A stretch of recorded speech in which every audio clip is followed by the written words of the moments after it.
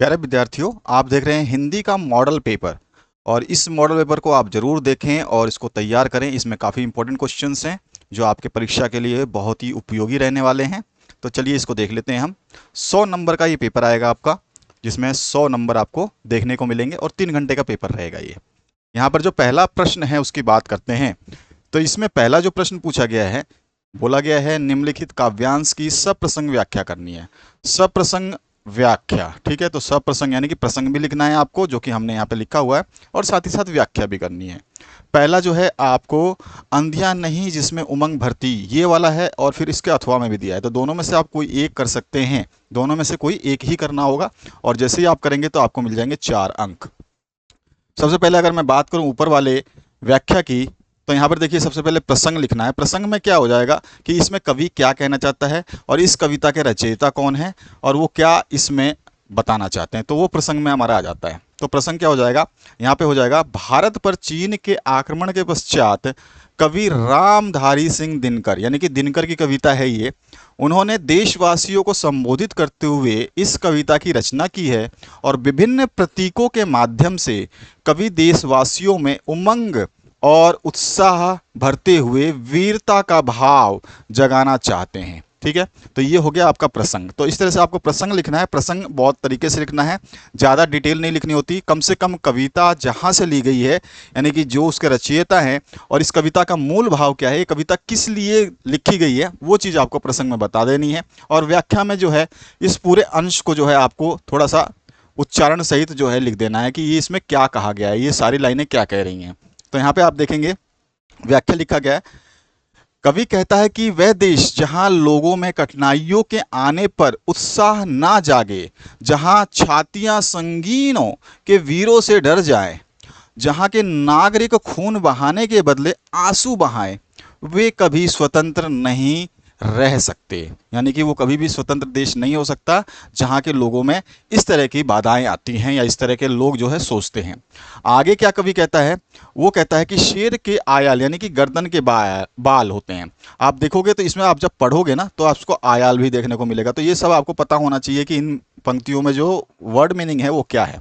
तो ये शेर के गर्दन के बाल पकड़ने का साहस रखो, यानी कि आपके अंदर इतनी हिम्मत होनी चाहिए कि आप सामने कोई भी हो उससे डरना नहीं है। और आंधियों पर सवारी करने का हौसला दिखाओ। उसके बाद यहाँ पर देखो किरचो लिखा गया है। अब किरचो भी है आपका इसी में, देखिए पंक्ति में किरचो लिखा गया है। तो इस किरचो को भी बताना है, यानी घोंपने वाली तलवार या कटार जो होती है उसको बोलते हैं। उस घोंपने वाली तलवार को अपनी खाल से मरने की निर्भीकता का प्रदर्शन करो। अर्थ हुआ कि साहस, हौसला, चुस्ती फुर्ती दिखाने के साथ साथ अपने शरीर का बलिदान करने वाली निर्भीकता, यानी कि जो आपके अंदर साहस है वो उसकी पहचान होती है। और जिस देश में ऐसे वीर होंगे वो देश क्या हो जाएगा, स्वाधीन हो जाएगा, यानी कि वो आज़ाद हो जाएगा। ठीक है, वो स्वाधीन रह सकता है। स्वाधीन मतलब कि आज़ाद रह सकता है। ठीक है, इसी तरह से अथवा पाठ भी दिया गया है। तो आपको अथवा पाठ, अगर आपको पहला पाठ नहीं करना है, उसमें समझ में नहीं आ रहा है, तो दूसरा पाठ आपको जरूर देखने को मिलेगा और फिर आप उस दूसरे पाठ को भी कर सकते हैं। इसमें भी आपको सब प्रसंग व्याख्या करनी है। और यहाँ पे मैंने देखो प्रसंग लिखा है, फिर से इसको समझाने की कोशिश की है आपको। सीता और लक्ष्मण सहित राम के वन चले जाने पर अयोध्यावासी बड़े दुखी थे और राम के छोटे भाई भरत को सबसे अधिक दुख हुआ था। इसलिए भरत अपने कुल गुरु वशिष्ठ और राज परिवार सहित अयोध्या के नागरिकों को साथ लेकर राम को लौटने के लिए, यानी लौटाने के लिए वन की ओर चल पड़े हैं। और तुलसी ने अपने रामचरितमानस के अयोध्या कांड में उसी अवसर का वर्णन किया। अब देखिए यहाँ पर आ गया उस कवि का नाम जिसने ये पंक्तियाँ लिखी है। तो हमें वो कवि जरूर याद रखना है, कवि के माध्यम से ही आप जो है इसको विस्तारित करेंगे, अन्यथा क्या है बहुत सारे नंबर कट जाते हैं। तो आपको बता देना है, अगर आपको रामचरितमानस अगर याद नहीं रहता है तो आप तुलसी जरूर ध्यान रखेंगे, क्योंकि तुलसी ने ये पंक्तियां लिखी हुई हैं। और ये पंक्तियां कहाँ से ली गई है, रामचरितमानस के अयोध्या कांड से ली गई हैं। तो आप सीधे सीधे अगर अपने अक्षरों में लिखना चाहें, अपनी भाषा में लिखना चाहें, तो लिख सकते हैं कि तुलसी ने रामचरितमानस के अयोध्या कांड से इन पंक्तियों को लिया है। और वहाँ पर जो है ये सीता और लक्ष्मण जब वनवास जाते हैं तो पूरे अयोध्यावासी और उसके छोटे भाई जो भरत है वो बहुत दुखी हो जाते हैं और उनको मनाने के लिए और अपने साथ वापस ले जाने के लिए जो है वो वन के लिए चल जाते हैं या चले जाते हैं।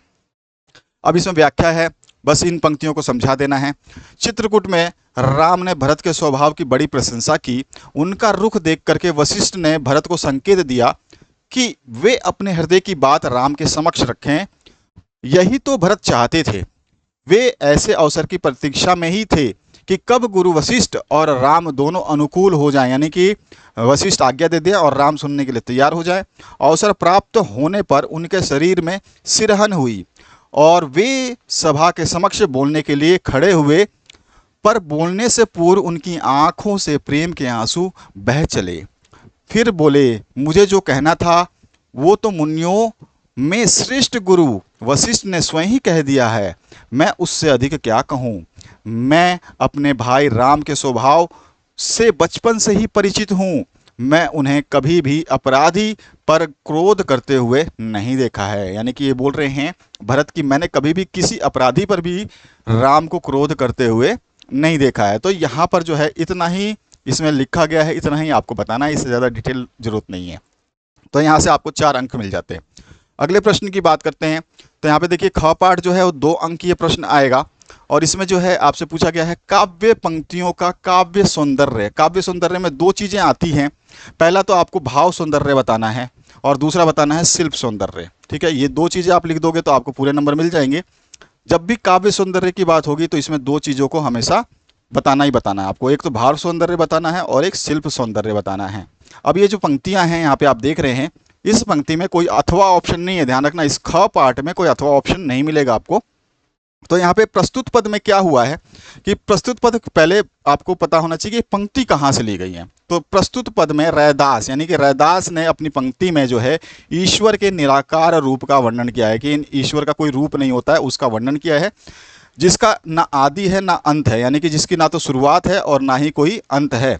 और दूसरी ओर भक्त माया से बंधा रहने के कारण, जैसे हम लोग हैं, हम भक्त तो हैं लेकिन हमारे आसपास में माया भी है। माया मतलब सुख सुविधाएं, धन दौलत, ये सब ऐशो आराम, ये सब चीज़ें, इनसे हम बंधे रहते हैं। इसके कारण क्या होते हैं, अत्यंत चंचल होते हैं, हमारे मन में विचित्र तरह के विचार आते रहते हैं। और भक्त की इसी विवशता, यानी कि जो ये भक्त इस माया के जाल में फंसा हुआ है, इसी विवशता का यहाँ पे वर्णन जो है रैदास ने किया हुआ है। ठीक है, तो ये चीज़ हमने भाव सौंदर्य में बता दिया। अब शिल्प सौंदर्य में क्या है, तो आपको जो है इसमें अलंकार वगैरह बता देना है। संत रविदास के काव्य में रसानुभूति और आध्यात्मिक विचारों की झलक भी है। ठीक है, और सभी जो पद हैं यहाँ पर ये व्रज भाषा में रचित हैं।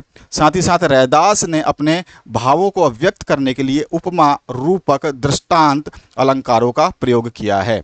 तो आपको इसमें अलंकार जो भी यूज़ किए गए हैं, यानी कि प्रयोग किए गए हैं, वो बताने हैं। और इसमें साथ ही साथ जो है उसके विचार कैसे हैं, भाषा कौन सी है, ये शिल्प सौंदर्य में आएगा। भाव सौंदर्य में इन पंक्तियों का जो है आपको थोड़ा सा भाव बताना है कि इस पंक्तियों के माध्यम से कौन सा कवि क्या कहना चाहता है। तो इस तरह से आप लिखेंगे तो आपको 2 नंबर यहाँ से प्राप्त हो जाएंगे।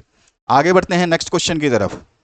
अब यहाँ पे देखिए तुलसीदास की 3 महत्वपूर्ण रचनाओं का उल्लेख करते हुए उनके काव्य के भाव सौंदर्य को स्पष्ट करना है आपको।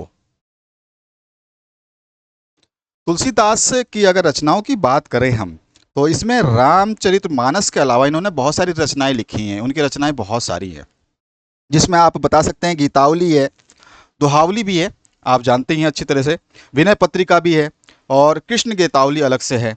तो ये सारी की सारी जो है ये इनके रचनाएं हैं। इसके अलावा बहुत सारी रचनाएं हैं जो आप लिखना चाहें। और इनकी रचनाओं में विषय की व्यापकता है, यानी कि विषय को बहुत अच्छे तरीके से इन्हें समझाया है। और तुलसीदास के हर काव्य जो है ज़्यादा से ज़्यादा जो हैं वो श्री राम के स्वरूप का वर्णन करते हैं। ठीक है, तो भाव सौंदर्य के हिसाब से आपको लिख देना है इसमें। उसके अलावा जो है इसमें समन्वय की भावना भी देखने को मिलती है और दार्शनिक भावना भी देखने को मिलती है। तो ये सारी चीज़ें बता देंगे। उसके अलावा आप बता सकते हैं कि इसमें अवधी और ब्रज भाषाओं का जो है बहुत ज़्यादा यूज़ किया गया है। तुलसीदास के द्वारा अवधी और ब्रज भाषाओं का बहुत ज़्यादा प्रयोग किया गया है। तो ध्यान रखना है आपको, इस तरह से प्रश्न का आंसर लिखेंगे आपको जो है अंक मिल जाएंगे। और ध्यान रखना है कि आपको केवल 2 ही प्रश्न करने हैं। तो 3 प्रश्न दिए गए हैं, इसमें से केवल 2 ही करने हैं। इस तरह से मीरा की भक्ति भावना पर टिप्पणी लिखनी है। तो आप आसानी से मीरा के भक्ति भाव की टिप्पणी लिख सकते हैं। मीरा के बारे में आप अच्छी तरह पढ़ चुके हैं, सब जानते हैं कि मीरा जो है भगवान श्री कृष्ण की भक्त थी। ठीक है, और वे कृष्ण को जो है अपना प्रियतम यानी कि प्रेमी मानती थी, साथ ही साथ अपना रक्षक मानती थी और साथ ही साथ अपना पति भी मानती थी। तो ये उनकी भक्ति भावना थी। ठीक है, उन्होंने उनके लिए जो है विष भी पिया था, और जिसका मतलब कोई भी असर उनके ऊपर नहीं हुआ था, इतनी मतलब इतनी उनकी भक्ति सटीक थी। यहाँ पर आप जो है सारे चीज़ों को आप बता सकते हैं जो आपको याद है, और आराम से जो है कह सकते हैं कि मीरा जो है श्री कृष्ण की भक्ति में ओतप्रोत थी, और उन्होंने अपने भगवान से याचना भी की थी कि मुझे जो है आपके अलावा कोई और नहीं चाहिए। तो ये सारी भावनाओं को टिप्पणी के रूप में आप लिख सकते हैं। और ध्यान रखिए, किताबी बातों को लिखने से ज़्यादा अगर आपको उन पंक्तियों का थोड़ा भी स्मरण है, आपको याद है जो आपने पढ़ी हैं, तो उनमें से बना के लिख सकते हैं, आपको पूरे नंबर मिल जाएंगे। पूरे नंबर मिलते हैं, इसमें ध्यान रखना है। लेकिन आपको लिखने का तरीका सही आना चाहिए। जैसे मैं बोल रहा हूँ, आप सुन रहे हैं, तो इस चीज़ को सुन करके गांठ बांधिए कि मैं क्या बोल रहा हूँ और क्या समझाने का प्रयास कर रहा हूँ। आगे देखते हैं, परशुराम के उपदेश कविता का मूल भाव क्या है।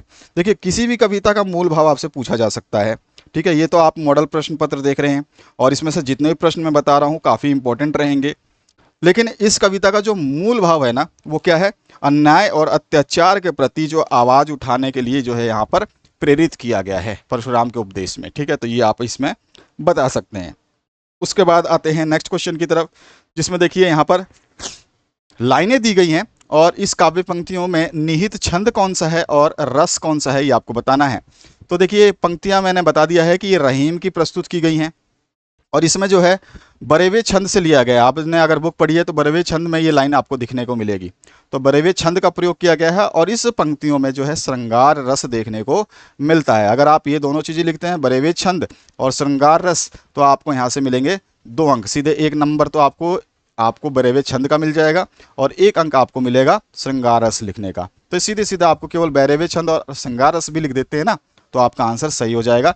अगर आपको कवि का नाम याद है तो बहुत बेहतरीन है, आप तो फिर एग्जामिनर को प्रसन्न कर देंगे। एग्जामिनर फिर आगे के क्वेश्चंस जो है आपके आसानी से नंबर दे देगा, क्योंकि वो समझ जाएगा कि बच्चे ने कुछ ना कुछ बेहतरीन पढ़ा हुआ है। और मुझे नहीं लगता है, यानी कि एग्जामिनर सोचेगा, मुझे नहीं लगता कि इस बच्चे के हर क्वेश्चन को बहुत तरीके से और बहुत ही ज़्यादा सटीक तरीके से पढ़ने की आवश्यकता है। इसके बाद देखिए, यहाँ पर फिर आपको अथवा दिया गया है, कठपुतली और मुझे कदम कदम पर कविता का केंद्रीय भाव। तो केंद्रीय भाव क्या है, 2 अंक के हिसाब से आपको लिखना है। या तो कठपुतली का लिख दीजिए, या फिर मुझे कदम कदम पर लिख दीजिए।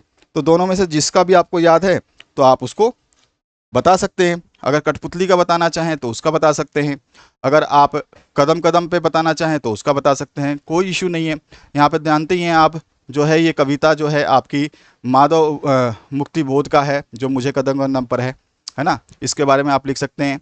और इसमें क्या है, हर मनुष्य जो है हर मनुष्य के अंदर एक महान संभावना छुपी रहती है, ये इसमें केंद्रीय भाव प्रकट किया गया है। हर व्यक्ति के जो है हृदय के अंदर जो है अच्छी भावनाओं का विकास होता है, और वो अपनी भावनाओं से ये एक अच्छा प्राणी बन सकता है, और उसके अंदर जो पीड़ाएं हैं उनको व्यक्त कर सकता है। साथ ही साथ उन पीड़ाओं के आधार पर वो महाकाव्य की रचना भी कर सकता है। तो ये सारी चीज़ें इसमें बताई गई हैं।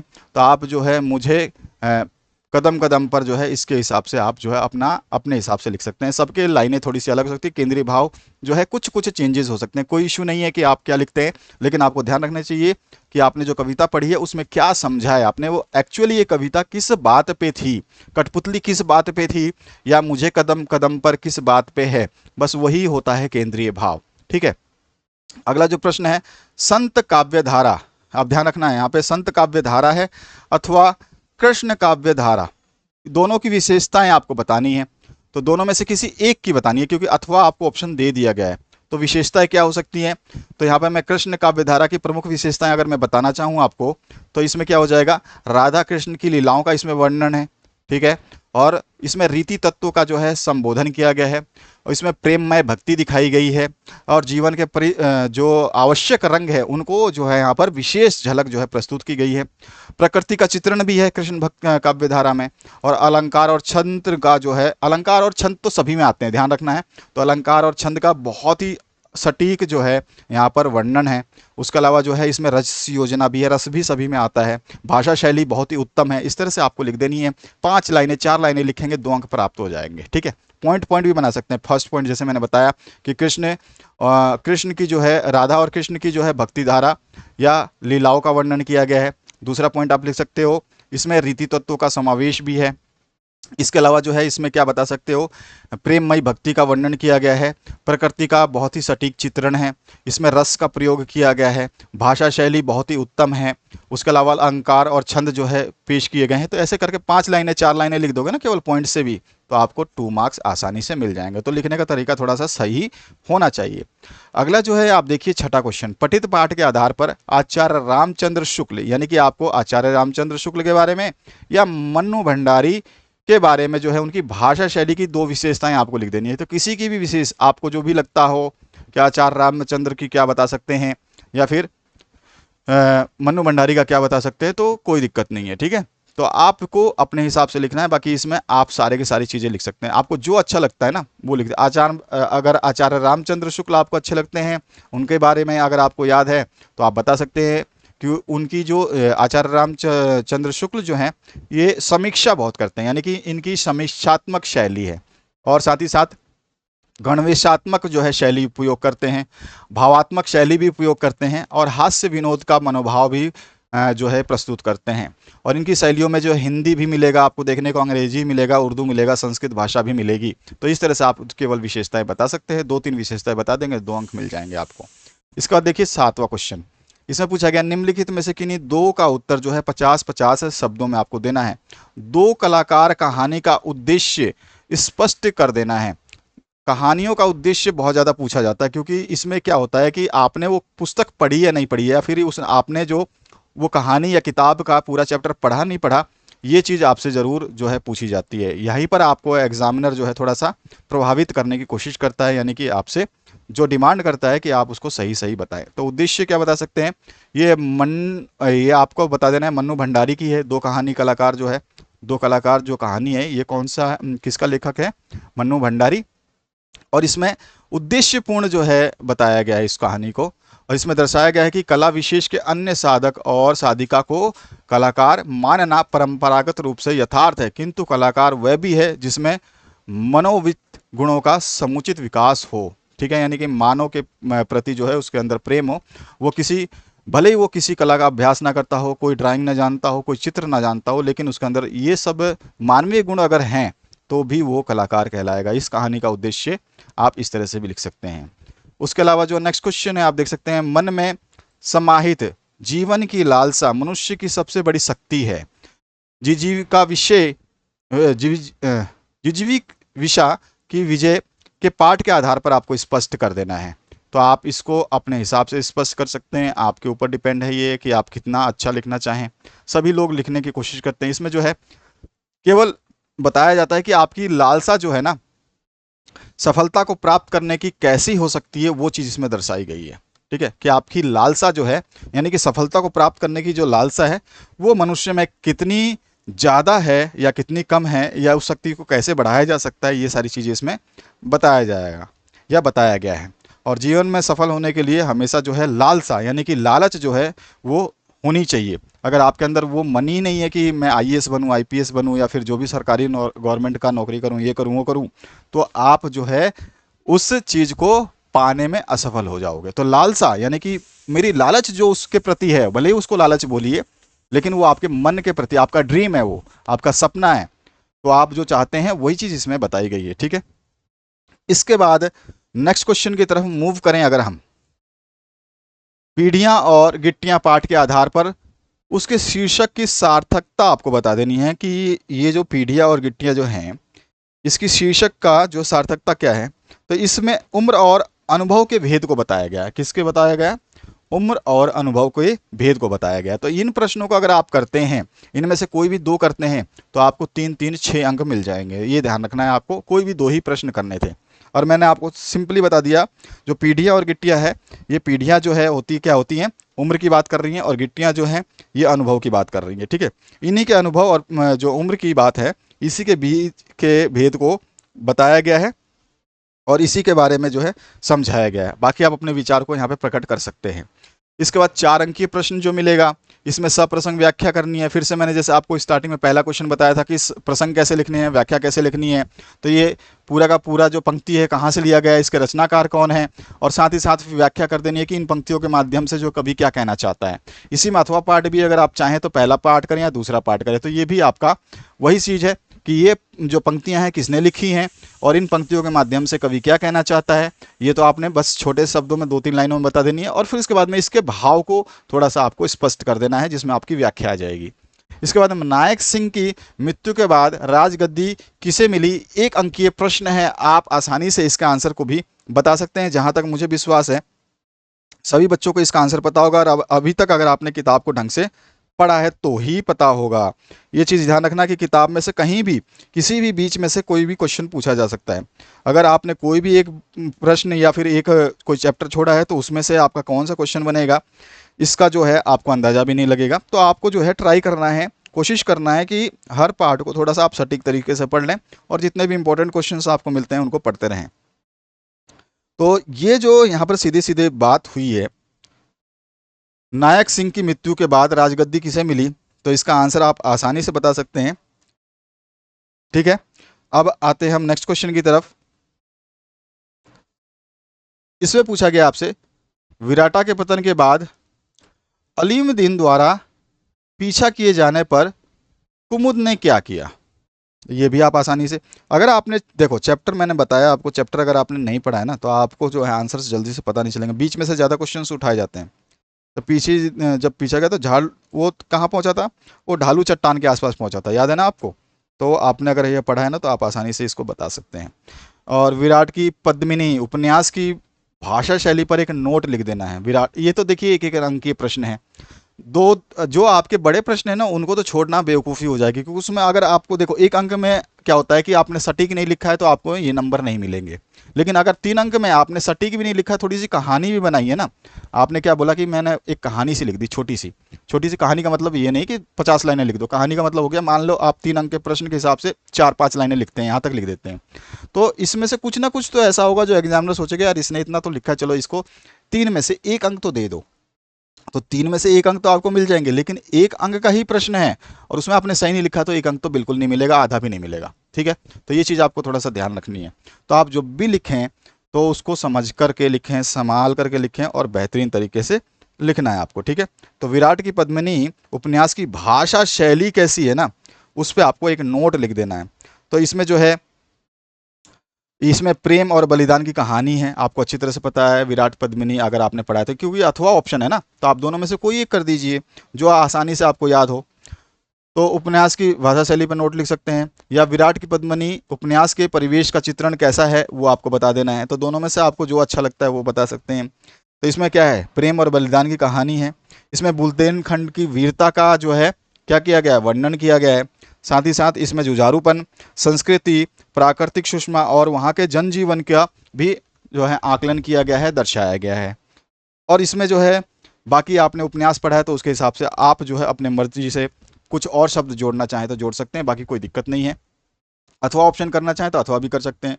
छोटी रानी के चरित्र की 3 विशेषताएं आपको लिखनी है। मैंने जैसा बताया कि क्वेश्चन तो कैसे भी उठा पटक के देगा आपको क्वेश्चन एग्जामिनर।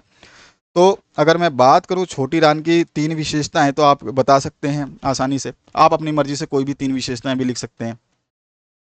इसके बाद जो है यहाँ पे गद्यांश से पढ़ करके इस गद्यांश को पढ़ना है। पहले तो आपको याद हो जाना चाहिए कि गद्यांश कहाँ से आया हुआ है। अगर आपको ये याद हो गया तो उसके बाद तो आप, क्योंकि इसमें से ज़्यादातर प्रश्न जो है ना आपके इसी गद्यांश में ही समाहित है, तो यहाँ से आप सीधे सीधे आंसर पढ़ेंगे और आंसर दे देंगे, पढ़ेंगे और आंसर दे देंगे, क्योंकि ये चीज़ ये सबसे ईजी क्वेश्चन होता है। ठीक है, क्योंकि यहाँ पे लिखा हुआ है, इसी में से आपको आंसर सजेस्ट करना है, तो आंसर आप आराम आराम से देंगे। तो यहाँ पर देखिए आंसर 2 अंक 2 अंक 2 अंक 2 अंक और 2 अंक, 10 तो ये होगा और एक 11वां, यानी कि आप ये सारे प्रश्न करते हैं तो यहाँ से आपको 11 अंक हासिल हो जाएंगे। तो इन तरह के प्रश्नों को तो छोड़ना कभी नहीं है।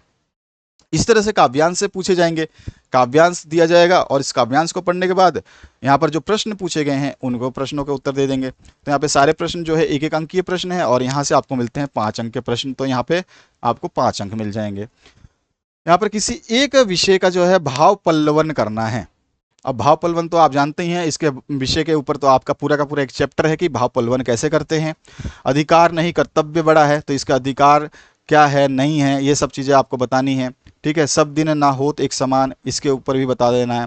तो अगर मैं थोड़ा सा आपको डिस्क्राइब करना चाहूँ तो यहाँ पे अधिकार नहीं, अधिकार क्या होता है, अधिकार और कर्तव्य में अंतर क्या होता है, ठीक है, अधिकार और कर्तव्य में समानता क्या है, दोनों में कौन सा श्रेष्ठ है, दोनों में से कौन सी चीज़ हमें अच्छे से निभानी चाहिए, ये अगर आप लिख देते हैं तो आपको 3 अंक मिल जाएगा। इसी तरह से नीचे वाला भी कर सकते हैं। जब पहली बार आपने गहरे पानी में नाव से यात्रा की तो आपको कैसा लगा, ये अनुभव जो है आपको लिखना है। यानी कि हर आदमी का अनुभव अपना अपना होता है। मैं कहूँगा पानी गहरा था, मुझे डर लग रहा था, और पहली बार यात्रा करते समय मैंने सोचा नहीं था कि ये यात्रा मेरे जीवन का एक ना भूलने वाला क्षण बन जाएगा। तो इस तरह से आप लिख सकते हैं। अपने शब्दों को प्रयोग देना है, आप अपनी मर्जी से लिख सकते हैं, ठीक है। तो ये अभी आपके ऊपर डिपेंड करता है, हर बच्चे का अपना आंसर होगा इसका। इसके बाद आइए नेक्स्ट क्वेश्चन पे। यहाँ पे देखिए 1 अंक के 5 प्रश्न। सबसे बताइए कि विशेषण बताइए। हवा जोर जोर से चल रही है, तो इसमें क्या है, कैसी क्रिया चल रही है, क्रिया हो रही है इसमें। हवा कैसी चल रही है, जोर जोर से, तो यहाँ पे क्रिया विशेषण दिखाई दे रहा है।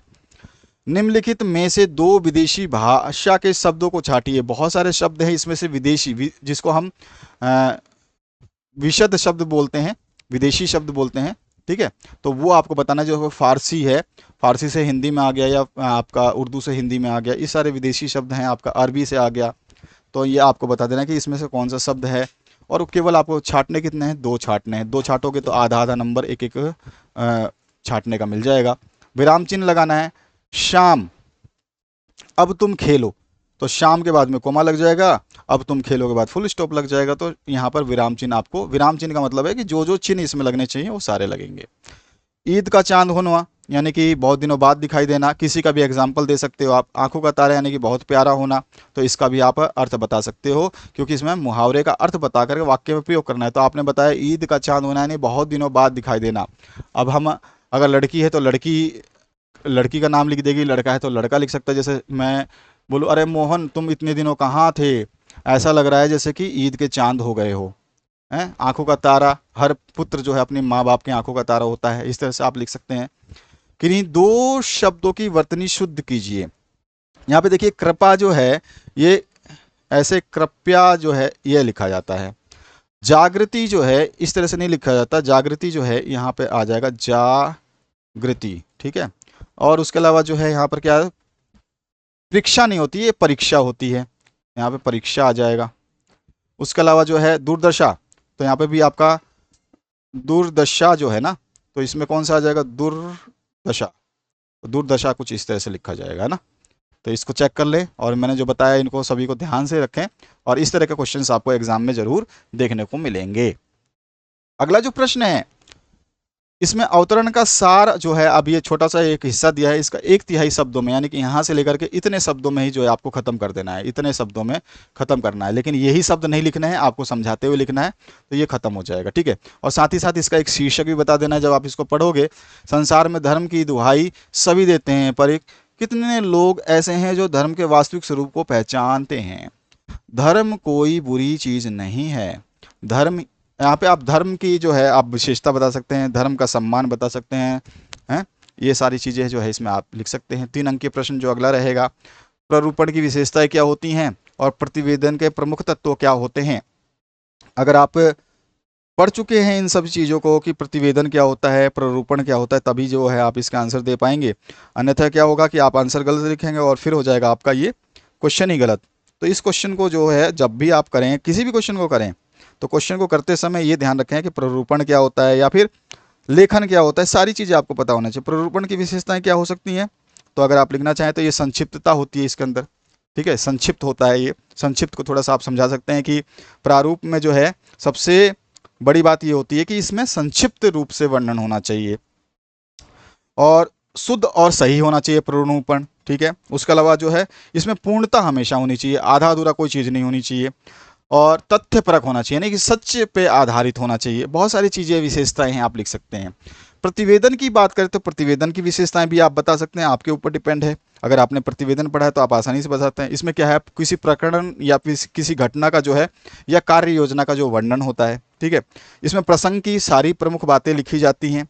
इसमें जो है विस्तार नहीं होती है, संक्षेप में लिखी जाती हैं सारी चीज़ें, और ऐसे लिखना होता है इसकी भाषा सरल हो, जिसको किसी को समझने में, इसको प्रतिवेदन को समझने में दिक्कत ना आए।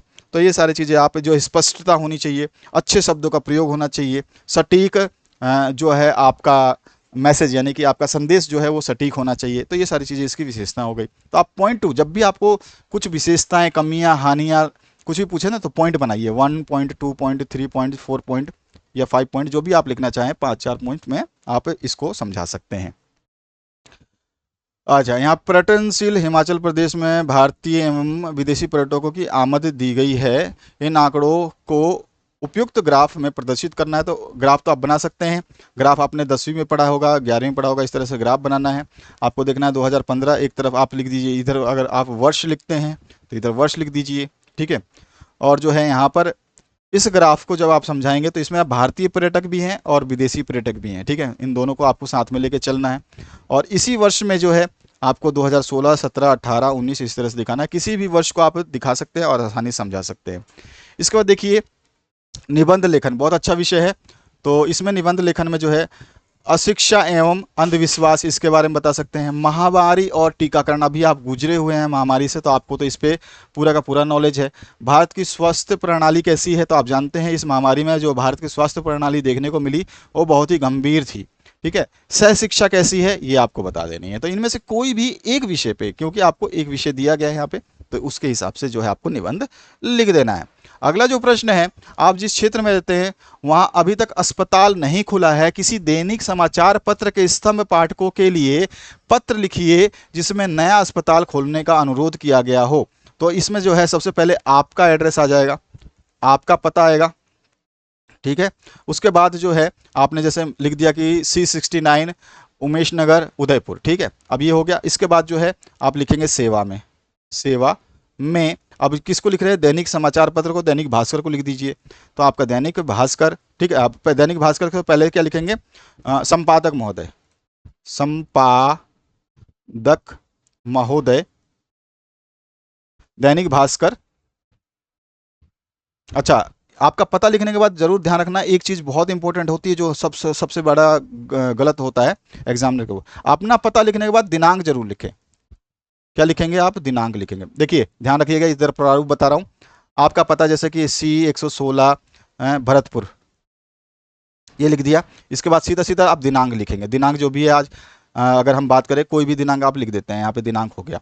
अब तो यहाँ पे आपको दिनांक लिखना है, ऐसे दिनांक, और उसके बाद डेट्स लगा के दिनांक लिखना। उसके बाद जो है सेवा में, ठीक है। इसके बाद आएगा सेवा में, इसके बाद आता है जिसको भी आप लिख रहे हैं पत्र, तो संपादक महोदय, मैनेजर, नगर निगम, पालिका, जो भी है, ठीक है। और वो कहाँ की है, अजमेर की, उदयपुर की, दैनिक भास्कर की, राजस्थान पत्रिका की, किसकी। और इसके बाद जो है आप लिखना चाहें तो और कुछ भी आपको जरूरत नहीं पड़ती इतनी, ठीक है। तो इतना लिख दोगे। उसके बाद लिखोगे सीधा सीधा विषय, क्योंकि कार्यालय पत्र जो है उसमें विषय, और जो आपका पर्सनल पत्र होगा, जो आपका पर्सनल पत्र होता है, यानी कि आप माता पिता को, भाई बहन को, दोस्त यार को, जिसको भी लिखते हैं ना, उसमें विषय नहीं आता है।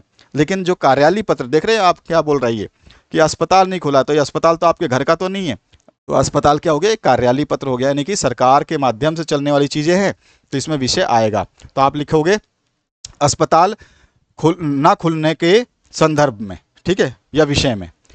अच्छा, अब इसके बाद देखिए नेक्स्ट जो क्वेश्चन है, इसमें क्या पूछा गया आपसे, इसमें पूछा गया है संचार क्रांति के मुख्य कारकों की संक्षेप में चर्चा कीजिए। तो संचार क्रांति जो है इसके कौन कौन से कारक हैं उनके बारे में आपको समझाना है। 3 अंक के प्रश्न है, तो उसके हिसाब से आप लिख देंगे। इसमें जो है समाज की बाधाओं को जो है बताया जाता है, और संचार की क्रांति जो है, संचार की क्रांति से सामाजिक तत्वों को जो है, जो भी बाधाएं होती हैं उन तत्वों को तोड़ा जाता है। दुनिया भर में बातचीत करने का बहुत ही जो है सरल तरीका होता है, ठीक है। इसमें विभिन्न जातियाँ, संस्कृतियाँ और जो है स्थितियाँ स्पष्ट की जा सकती हैं, और नकारात्मक पहलुओं को बहुत अच्छे तरीके से उजागर किया जा सकता है। बहुत सारी चीज़ें आप इसमें लिख सकते हैं, आप समझ चुके होंगे। निम्नलिखित शब्दों में से किन्हीं 2 के अर्थ स्पष्ट करने हैं। फोटो फीचर क्या होता है, समाचार एजेंसी और कॉपीराइट। सबसे पहले आपको बताना है फोटो फीचर क्या होता है, तो इसके अर्थ को स्पष्ट कर देना है। तो फोटो फीचर क्या हो सकता है, आप अपने हिसाब से जो है सही सही बता देंगे। जो कि फोटो फीचर क्या होगा कि ये जो है तस्वीर की अपनी एक भाषा को दर्शाता है, ठीक है ना, फोटो फीचर। समाचार एजेंसी क्या होती है और कॉपीराइट क्या होता है, जानते ही हो कि बिना किसी संदेश के किसी के भी आधिकारिक चीज़ों का अनुपयोग करना जो है कॉपीराइट हो जाता है। इसके बाद में फीचर क्या होता है ये हमें बताना है। चलिए अगले प्रश्न को देखते हैं। फीचर क्या होता है ये आप बता सकते हैं। फीचर किस उद्देश्य से लिखा जाता है ये भी आपको बता देना है। रोचक विषयों की विस्तृत और मनोरम प्रस्तुति को हम जो है फीचर कहते हैं। रोचक विषयों के विस्तृत और मनोरम प्रस्तुति को जो हम फीचर कहते हैं। इसका उद्देश्य जो है सूचना देना होता है, ठीक है, मनोरंजन करना भी होता है और जनता को जागरूक करना भी होता है। तो इस सब चीज़ों को आप लिखेंगे तो 2 अंक मिल जाएगा। अखबार में संपादकीय क्या है, इसको आपको स्पष्ट करना है। बहुत अच्छे अच्छे क्वेश्चंस हैं जो कि आपके लिए बहुत ही महत्वपूर्ण माना जाएगा। तो संपादकीय का अर्थ क्या होता है समाचार पत्र में, तो ये जो है हम कह सकते हैं कि प्रमुख लेख होता है। संपादकीय मतलब होता है प्रमुख लेख, और जो है इसमें वरिष्ठ लोग जो है लगे रहते हैं जिनको हम संपादक कहते हैं। और ये किसी पत्र या पत्रिका के माध्यम से या दस्तावेज को, किसी भी दस्तावेज को जो है उसमें छाप करके क्या कहते हैं, प्रिंट करते हैं और लोगों के समक्ष प्रस्तुत करते हैं। तो 2 अंक आपको मिल जाएगा। ध्यान रखना अंकों के हिसाब से आंसर लिखना है, ज़्यादा लंबा चौड़ा लिखने का टाइम वेस्ट मत करना, पेपर थोड़ा सा लंबा चौड़ा आता है, इसका याद रखना। विज्ञापन किसे कहते हैं, बहुत ही सिंपल सा क्वेश्चन है और सभी को आंसर इसका पता है। विज्ञापन की उपयोगिता को स्पष्ट कर सकते हैं। तो विज्ञापन जो है विक्रय कला के लिए प्रयोग किया जाता है, यानी कि हम कुछ भी बेचना चाहते हैं तो उसका हम विज्ञापन देंगे, या फिर हम कह सकते हैं कि जनता को जागरूक करने के लिए भी विज्ञापनों का प्रयोग किया जाता है, लेकिन सबसे ज़्यादा विक्रय के लिए किया जाता है। विक्रय मतलब किसी भी चीज़ को बेचने के लिए, जागरूकता बाद की बात है। जागरूकता के लिए विज्ञापन जो है बहुत ही कम। कौन पैसा वेस्ट करेगा फालतू में किसी को जागरूक करने के लिए, पैसे कमाने के लिए जरूर विज्ञापन छपते हैं। आप देखते हैं एडवर्टाइजमेंट टीवी पे, अखबार में बहुत सारे एडवर्टाइजमेंट, बड़े बड़े पोस्टर सड़कों पे लगे रहते हैं, बड़े बड़े बैनर लगे रहते हैं, वो फ्री में नहीं है, वो पैसे लगा करके दिए जाते हैं। तो इसलिए जो है हम सबसे पहला मैटर लिखेंगे, विज्ञापन जो है विक्रय संबंधी जानकारी के लिए जो है प्रस्तुत किए जाते हैं, जो जनसंचार का माध्यम होता है, जिसमें जनता को अपनी सेवाओं को क्रय करने के लिए बाध्य किया जाता है या लुभाया जाता है, ठीक है। और इसका जो है फिर आप बता सकते हैं कि इसकी उपयोगिता क्या है। तो अपने प्रोडक्ट का अधिक से अधिक प्रचार करना, प्रसार करना, ज़्यादा पैसे कमाना, अधिक लोगों तक उस सामान को पहुंचाना, ये सारी चीज़ें जो है इसमें आप लिख सकते हैं। तो 3 अंक के हिसाब से आप लिखेंगे। बेहतरीन तरीके से बता रहा हूँ, इसको ध्यान रखना है। अगला जो है पीटीआई क्या है, इसके कार्यों का उल्लेख कर देना है आपको कि पीटीआई क्या है और इसके कार्य क्या क्या है वो आपको बताना है, और उसके कार्य क्या क्या है हो सकते हैं उसका उल्लेख कर देना है। तो ये सारी चीज़ें आपको जो है इसमें बतानी है, और कोई मैटर इसमें आपको लिखना नहीं है। जितना पूछा जाए उससे ज़्यादा आपको लिखना बिल्कुल भी नहीं है, नहीं तो आपको अंक ज़्यादा एक्स्ट्रा नहीं मिलेंगे। आप सोच रहे हैं कि अगर मैंने 2 अंक में 5 अंक का आंसर लिख दूँ तो ऐसा नहीं हो पाएगा। तो पीटीआई क्या है, ये समाचार एजेंसी एशिया महाद्वीप के समाचार अब जो है इसमें उसमें पीटीआई जो है रखती है। क्या कहते हैं इसको, फुल फॉर्म भी हमारा जो है press trust of India limited, ऐसा कुछ बोलते हैं इसको हम ना, press trust of India limited, और जिसे जो हम पीटीआई के नाम से जानते हैं। और ये भारत की सबसे बड़ी समाचार एजेंसी है जिसका मुख्यालय दिल्ली में है, और जो है ये 500 से भी अधिक जो है समाचार पत्रों पर जो है निगरानी रखती है और अपना क्या कहते हैं छापती है, ठीक है। Press trust of India limited, इस तरह से आप लिख सकते हैं। बाकी इसके बारे में और भी आप जानकारी जो है बुक से ले सकते हैं। पत्रकारिता के क्षेत्र में इंटरनेट और ईमेल के महत्व पर टिप्पणी आप आसानी से लिख सकते हैं कि इंटरनेट जो है पत्रकारिता को अब जो है डिजिटल बना चुका है। ईमेल के माध्यम से हम छोटे से छोटे मैसेजेस को जो है दूर दूर तक प्रेषित कर सकते हैं। इंटरनेट के माध्यम से जो है जनसंचार बहुत ही ज़्यादा जो है सरल हो चुका है। हर चीज़ जो पहले ब्लैक एंड वाइट में आती थी अब वो कलरफुल हो चुकी है। इंटरनेट के माध्यम से सेवाएं जो है विस्तृत रूप से प्रकट की जाती हैं। बहुत सारी 2 अंक के हिसाब से लिखना, ज़्यादा नहीं है आपको लिखना है इसमें। अगला जो प्रश्न है उसकी बात करें तो यहाँ पर जो है आपका आता है निम्नलिखित में किन्हीं 2 के अर्थ को स्पष्ट कर देना है। लवण क्या होता है, वसा क्या होता है, जनन क्या होता है, इसके अर्थों को बताएंगे। तो ये सारे आपको 2 अगर आप लिखते हो तो 1 अंक आपको मिल जाएगा। प्राचीन भारत की किन्हीं 2 वैज्ञानिक उपलब्धियों का संक्षेप में लिख देना है, 2 अंक का प्रश्न रहेगा। किन्हीं 2 भारतीय वैज्ञानिक संस्थाओं के नाम लिख देना है, कोई भी आप इसरो वगैरह जो लिख दोगे। लोक जीवन में वैज्ञानिक दृष्टि का महत्व क्या है, इसको स्पष्ट कर देना है। 3 अंक के प्रश्न है, थोड़ा सा विस्तार से लिखना होगा। जनसंख्या नियंत्रण के उपाय आप आसानी से बता सकते हैं, सभी को पता है, जिसमें आपका हर चीज़ आ जाएगा। शिक्षित होना है, ठीक है, कौन से और जो है आपका कहते हैं कि आप जितने भी दवाइयाँ हैं या रोध कह सकते हैं कि आपका जितने भी जनन संबंधी योजनाएं सरकार देती है उनका प्रयोग करना है, ठीक है। जनसंख्या नियंत्रण तो यही है, शिक्षा का प्रसार करना है, और जो भी आपको सरकार के द्वारा सुविधाएं दी जा रही हैं, जो जनसंख्या नियंत्रण में आपके लिए जो है उपयोगी हैं, उनको आप लिख सकते हैं। गर्भ निरोधक चीज़ों के बारे में बता सकते हैं। और उसके अलावा जो है आप कॉपर टी वगैरह जो भी आपको समझ में आता है वो सारी चीज़ें इसमें लिख सकते हैं विस्तृत रूप से। जरूरी नहीं है कि किताब की बातों को छांटें। और अथवा में भी है, भारत में जनसंख्या वृद्धि के प्रमुख कारणों का प्रकाश डालना है, तो मैंने बताया कि अशिक्षा हो सकती है, गरीबी हो सकती है, ठीक है। इन सभी चीज़ों को आप बताएंगे। और इसके बाद जो है विज्ञान की भाषा की विशेषताएं क्या है ये आप बताएंगे, तो यहाँ पे 3 अंक आपको मिल जाएंगे। तो इस तरह का प्रश्न पत्र आपने देखा, समझ लिया होगा कि कैसे आपको आंसर लिखना है। मैंने सब कुछ इसमें जानकारी दे दी है। तो आशा करता हूँ इस वीडियो के माध्यम से जो आप एग्ज़ाम देने वाले हैं वो बेहतरीन तरीके से दे पाएंगे, क्योंकि यहाँ पर जो समझना क्वेश्चन को था कि कैसे हमें करना है, क्या लिखें और कितना लिखें, ताकि हमारे को आंसर्स मिल पाएँ। तो कोशिश कर रहा हूँ कि आपको और भी सब्जेक्ट्स के जितने भी पेपर हैं उनको आप तक पहुँचा पाऊँ। बाकी आप ज़रूर प्रीवियस ईयर के क्वेश्चन पेपर देख लें जो आपके लिए अवेलेबल करा दिए गए हैं। प्लेलिस्ट आपके डिस्क्रिप्शन बॉक्स में हमेशा मिलेगी, तो उसको आप चेक करिए। कोई भी आपको समस्या है तो कमेंट सेक्शन में कमेंट करिए, आपका जो है उत्तर जरूर दिया जाएगा। Thank you very much, have a good day.